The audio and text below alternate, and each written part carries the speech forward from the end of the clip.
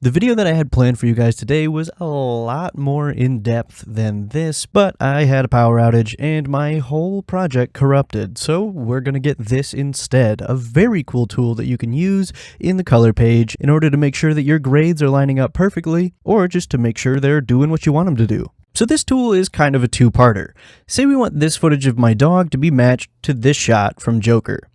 What we're going to do first is grab a still of this shot, and then if we turn on image wipe here, and then make sure our still is selected, we can have both of these images in the viewer at one time. And if you click and drag that middle line, you can adjust that.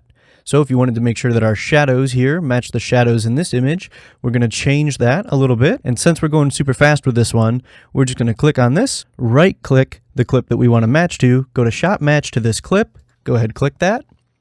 And it won't be perfect right away, but it'll get us started. So you can see right here, we don't have the same colors in the shadows. But if we want to know how off they are, we can click on this white balance dropper right here, and then mouse over any pixel in our image, and it will give us the RGB values of that pixel. So here we have red 8, green 18, and blue 4.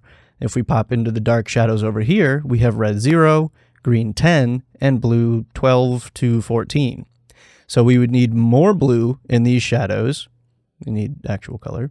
More blue in these shadows, a little less green, and a lot less red. And we can do that either with our color bars, our color wheels, or with our curves with isolated colors. Sorry this one's so short. Again, not the one I was intending to bring you guys this week, but I will be bringing that one to you next week. So stay tuned for Saturday's video, which is going as planned, and next Thursday we will get the one that was supposed to be today. Have a great rest of your week, and I'll see you on Saturday.